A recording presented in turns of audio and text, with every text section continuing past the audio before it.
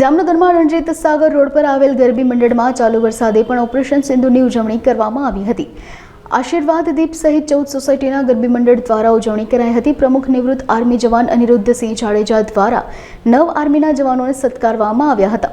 વરસતા વરસાદે પણ ગરબીની બાળાઓ દ્વારા ઓપરેશન સિંદૂરને સન્માનવા વિશેષ પ્રસ્તુતિ કરવામાં આવી હતી। દેશના જવાનો જ્યારે ગરમી, ઠંડી, બરફ, વરસાદ જેવી તમામ કપરી પરિસ્થિતિમાં આપણા દેશની રક્ષા કરે છે, ત્યારે તેઓના સન્માનની વાત હોય તો ચાલુ વરસાદે પણ ઓપરેશન સિંદૂરની થીમ પર ઉજવણી કરાઈ હતી।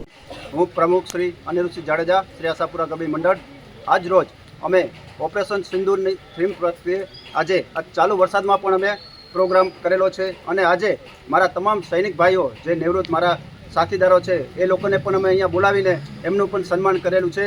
અને આ ચાલુ વરસાદમાં આ અમારી બાળાઓએ જે કરેલું છે એ તો એના માટે ગર્વ છે, પણ દેશના સીમાડે જે બેઠા છે આપણા દેશના સૈનિકો, એ ચાલુ વરસાદ હોય, ચોમાસું હોય, આગ ગમે તે પરિસ્થિતિમાં પોતે ત્યાં ડ્યુટી બજાવે છે। તો આજરોજ અમે પણ ચાલુ વરસાદમાં મોદીજીના જે નેતૃત્વ, મોદીજીના કહેવા પ્રમાણે આજે અમે પણ એનું ઓપરેશન સિંદૂરનું થીમ બજાવેલું છે।